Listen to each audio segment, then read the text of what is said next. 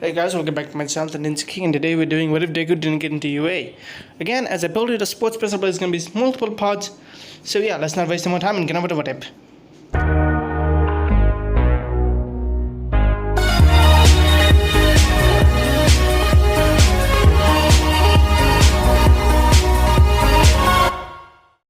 As the bus of Clock Tower was going to the combined stadium of UA and Clock Tower, originally they were only meant to go to the sports festival area owned by UA, but seeing that it was happening, they basically decided to combine it. Cementos had to work overtime, and some of the other people with some sort of creation quirks or basically strength enhancements.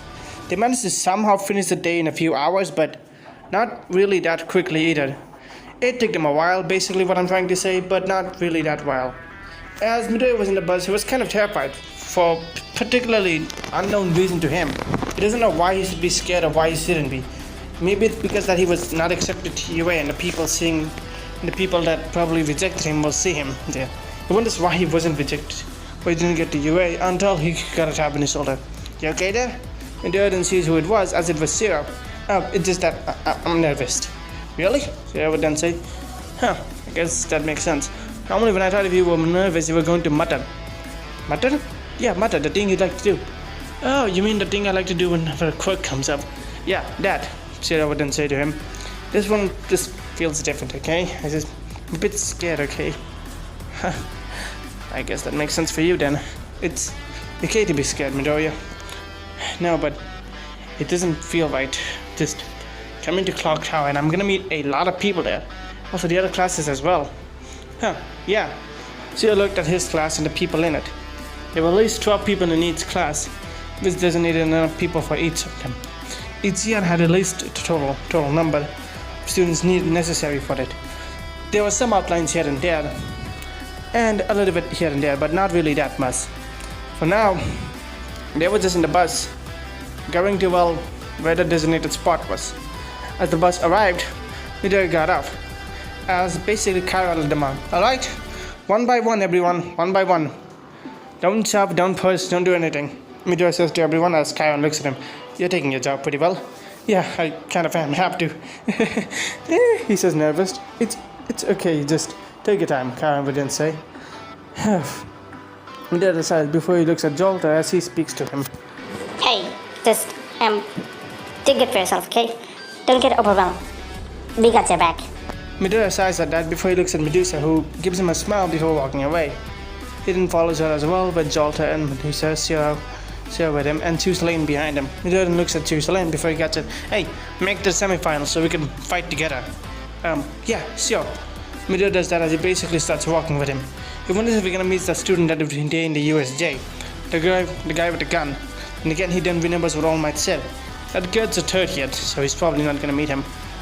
As Midori basically goes to the clock tower section of it, as he does, basically goes around, talks to his people, and then waits for the first tournament. As he sits down in the changing room, everyone in the changing room starts changing into their, well, gym uniform. They didn't do it first, but they wear the clock tower gym uniform, and Chusalane looks at him. Can I help you? Chusalane looks at Midoriya.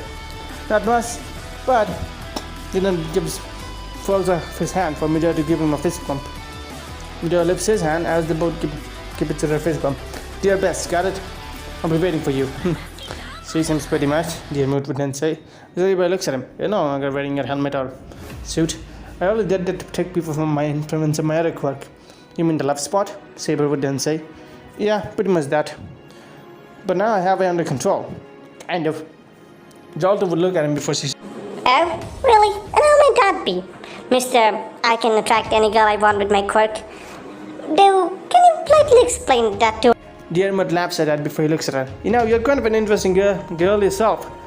But if you want to know, I've known to cover down the energy a bit more, so that none of you girls are as much effective.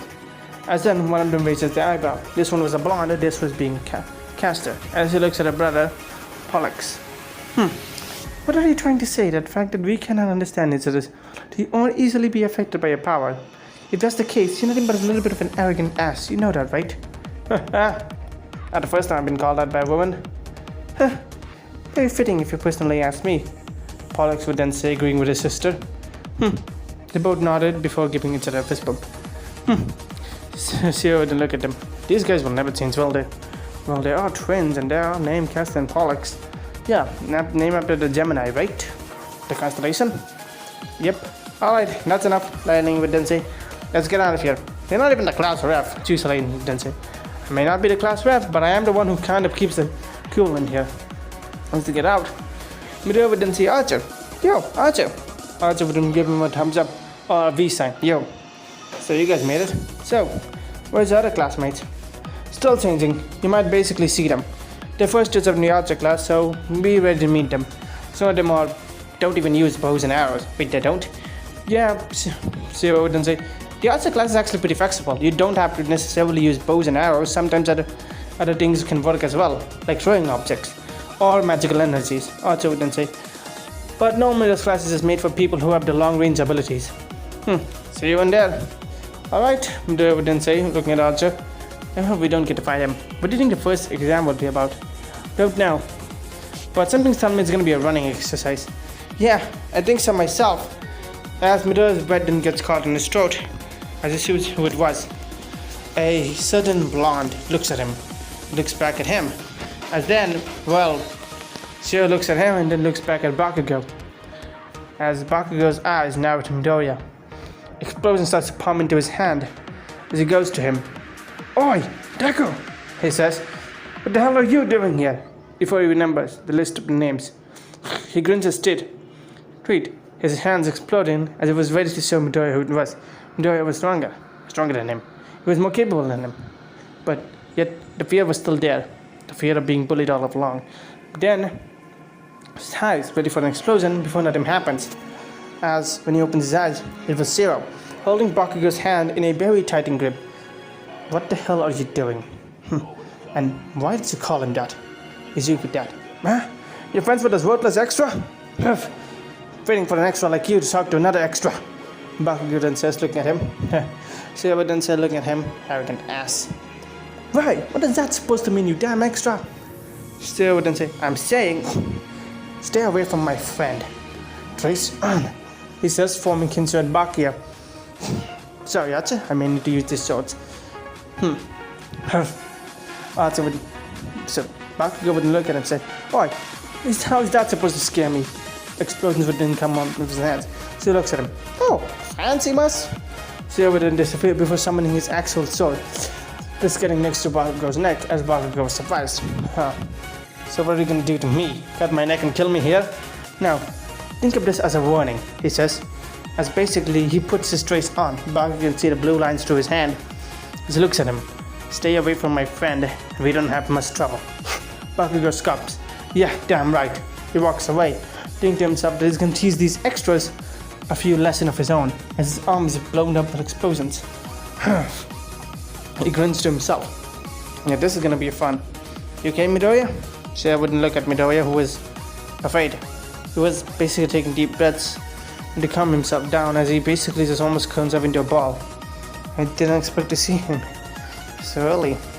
Zero wouldn't say, hey, friend of yours? Yeah, Captain and I have been friends since we were kids. I'm gonna guess he was your bully. Midoriya was shocked how quickly Zero guessed it. Yes. He's my bully. Zero gets angry as he immediately looks at Bakugo behind. And you allowed that? You're a quirk like that. I'm a late bloomer. Zero goes quite a bit. I see. So I'm gonna guess that most of your life people thought I was quirkless? Yeah, I am. Zero pats him in the back. No need to worry about that, Midoriya. Come on, let's go. As he basically keeps a clear eye at Bakugo. He then pulls out a big particular phone into the friends group for Midoriya, or a section made out of that doesn't include Midoriya, not because of any hate or anything or nothing like that, but instead just this pure section there, just for well, Midoriya's own type of protection. He sends them a message to the group to look out for him, as he had blonde with red eyes. His hair is spiky and he looks like a Pomeranian. Archer takes it back. And why do we? He was Midoriya's bully in middle school. Immediately, Zoltar, Guriko, and Medusa simultaneously text at the same text. They're not even together, by the way. Who is that asshole? Aren't you two your protectiveness? Archer basically texts them back before they text up. Shut up, Archer! Didn't say, don't worry, I'll keep an eye for him. And if he does try and do anything with Midoriya, he's gonna be know what they're facing. It's gonna be 1v1 and one of us fights him. Let's all promise to make the living hell out of it. Good go and say, I'm not much of a fighter, plus I'm not even in the class. But if I do meet him, I'm gonna give him the side after lunch. Yeah, good luck with that. Now you close the phone. They forgot they added to Selene. She didn't text, but that side was basically grinds his teeth and holds his fist into a ball. As Lang would then look at him. You okay too, Selene? He just crosses his fist before he looks at him. No, everything is just fine and dandy. He hops. Involved with Midoriya, he just sighs. Going with the flow and the events in general, there's gonna be a lot of chaotic events currently gonna take place. And Midoriya did not know what or who is going to be next in this unexpectedly wild area. Meanwhile, with Archer, he was talking to a certain white-haired girl. She had white hair, she was still wearing the same skin uniform, and he just looks at her. And you overheard what I said? The girl looked at him. Yeah, I definitely did. You don't even know Midoriya. Doesn't mean I can help a fellow student of Clock Tower. This is where I like my classmates. They're all unique in their own right. The girl said, holding her musket, which is more of a support item. I guess you can say that. Whatever you say, Shiaka Makino. I just looks at the girl. Shiaka wouldn't look at him. You don't need to say my full name, you do know that, right? Felt like saying your full name felt a bit more better for some reason. You people are always weird. Telling each other our full name is not necessary. We needed. I guess you can say that. Archer would then say, walking away. As he looked at the particular, well, he wouldn't say blonde, more like pale white hair girl. Wonder what Midoriya's reaction will be to finding out that she's also part of his protection squad. He laughs a bit as they go to the first event of the sports festival. Alright, pups and people, are you ready to celebrate? President Mike says in his curved words. I can say we are for sure, and Mr. Clock Tower is gonna win. President Mike turns his head to see a particular blonde who has a somewhat resemblance to Saber. She has a bountiful chest, a red-like outfit, and basically a white underbelly in it. As he looks at her, well, aren't you quite the excited one, Miss Nero Claudius, or as my hero name goes, Red Saber, she then says, looking up her hands. As next to her was a boy that basically was regretting his life choices right about now. Please calm down, Nero. Please, for the love of everything. Oh, come on, Hakuno, he says, grabbing his head. We can all enjoy this, can we not? He basically has a frustrated scream under his hand. This person looks at her and they basically send her a laugh. As Aizawa and him basically give him a glance that says, so, you as well? Aizawa just says, anyways, let's do this. The only reason Aizawa even did this, and even agreed to this, was because he was gonna get extra paid. And hey, money is money. Didn't matter where it came from. Well, actually it did to him. But money is money, and as long as UA was gonna pay him extra than his salary, which was not bad, hero schools plus heroing kind of gives him a lot of salaries.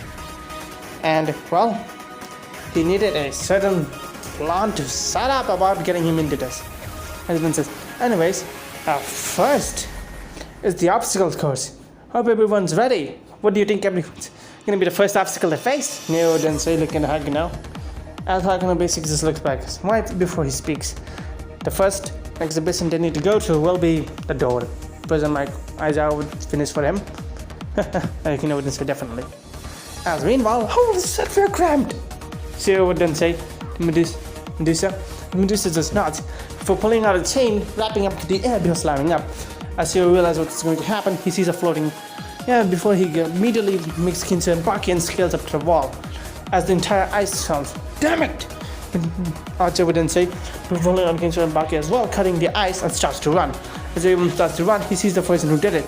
A certain half bastard, Todoroki. As Todoroki looks at them, I didn't expect people to come out this early.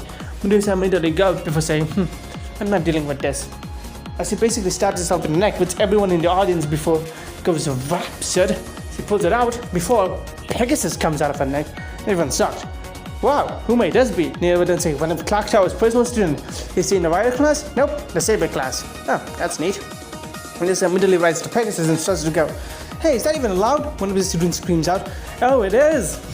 Since it's part of a quirk, it's allowed. Midoriya immediately gets out before he immediately is grabbed by someone.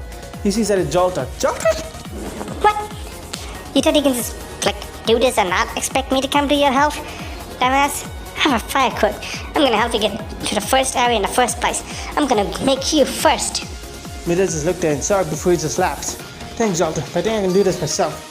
As then they basically see a few zero pointers. Jolta seeing this immediately activates a fire and basically sends a blast of heat up them, melting them. Todoroki, seeing the fire, ignores it for a bit. His PTSD is somewhat kicking in before he forms a block of ice. Immediately the zero pointers there would immediately freeze. "Are you nuts?" Zero would then say, basically seeing the zero pointers as they start to fall.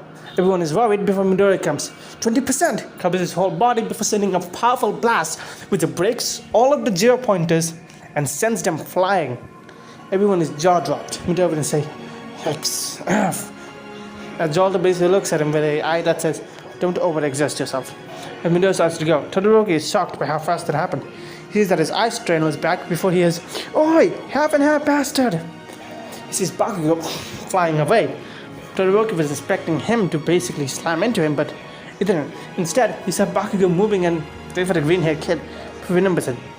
The boy saw in the files. Immediately climbing his head down before he basically starts going, ready to catch with him. Meanwhile, for the others, Selene basically just starts running like just no tomorrow, summoning a ball and then blasting himself in energy, slamming his spear down. This is fun. And Ling was following him. Seriously? It does have to be this bastard who gets first placed. Selene laughs. It's fun, isn't it? Whatever. As then he hears a mechanical sound before he's then grabbed and put into the mech and sees the two people with him. Seriously, can you two have not picked a better way to travel? Shut up. Trouble with us, buddy. He says, looking at his two roommates. One was from the rider class and the other one from the assassin class. Actually, he wasn't even sure if he was part of the rider class or berserker class. He just looks at the council and Ying. This and you, my win. It's going to be hell of an event. It starts to go. Meanwhile, basically Archer starts to move as he basically starts to run. Damn it. Archer starts to move, picks up speed before he just strays on. As he forms a motorbike. This won't last for long, but this will do. As he immediately goes up to the area. Meanwhile, everyone then arrives at the next area. As Midoriya lands down, the Jolter has the basics. Damn it! As then they hear a familiar voice. I'm quite sure you two definitely need some help, correct? As the both were grabbed by none other than Melusine, as she starts flying with them, as she spreads out her wings. As Midoriya basically looks at Melusine and thanks her. Meanwhile, Jolter is questioning why she was, how Nizit was being able to carry her. I'm sorry, but Melusine's 4'9". It's a funny fact about Fate. Some of these characters that look tall or mature enough, some of those more shorter heights. As basically she starts to fly, she sees Medusa as well, before punting Jolter to her, as Medusa basically catches Jolter, as she has a face of what did you just do? As they basically land down before Medusa starts to run. Thanks, Melusine! Melusine waves at her before she sees Eroska landing down. All four of the girls then give each other a glare as they start to go. Meanwhile, Bakugo is just losing his mind. Why are so many people helping Deku of all people? Is his thoughts. Deku! He screams as the girls hit him. They stop, and Jolter personally makes a whole ass barrier just so that he can slam through it.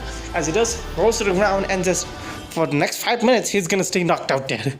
As they then start to run. That's one way to set him up, Medusa then says. As they basically start moving. But Midoriya didn't arrive in the minefield. As President Mike would then say, "Oh, what a interesting range. It's gonna be a what? As he basically sees Medusa be grabbing Midoriya, putting him on a horse. Jolter getting on. Eroska basically holding the hand of Melusine and them just flying over it. But then all of them tossing Midoriya into the finish line. What just happened? Haha! News just laughs. The power of love, is that what happened? As the audience, except for Midoriya and his hand, hears this. Midoriya's head just spins a bit. I think as I saw the stars, the moons, and the sky in the light. Sorry about that. All of the girls then say the innocent as they land down. But after that, Shiro coming in, and then Archer. It was a great match. As then Todoroki gets 5th place. Damn it. Then looks at Midoriya. He's interesting. He's pretty strong and he has people helping him with the scenario. almost like All Might. The gears in Todoroki's mind starts to spin. If it wasn't already the fact of how much similarity Midoriya and All Might had, we just thought they had more similarities. Midoriya's head spins for a bit before he gets up. Thanks for the help, everyone, but I want to do this myself, right? Sports festival is do it yourself, not have your teammates. When was it against the rule to help your friends? Shiro would then say, most people think of that's just all about the sports festival. Be the number one, when in reality that doesn't work. What? Me involved in All Might. Young Midoriya made it. He looks at Nezu, then Zalvis. But why are you two grinning? He didn't make it by his own. Simple. There's a so teamwork. I wonder if it's gonna piss off the IPC. The APC? Oh, I'm sorry. The Hero Safety Public Commission. That's what we call them at least. Hero Safety Commission may think of everything as a good, proper way to do things. But let's face it, All Might. When have they actually been the good guys? Excuse me, what? Tell me. Do you know the dark little secret about this group? Omar was a bit taken aback. What was Zalvis telling him until he just sits down and looks at him. I think I would need more of an explanation. And Zalvis then smirks. Alright, we have a plan going. And you might want to help us in this. And I'm gonna end things up here. Hope you guys like this part. Like, comment, share, and subscribe. And tell me what other what tips you want us in the comments. I'll turn then. Peace out.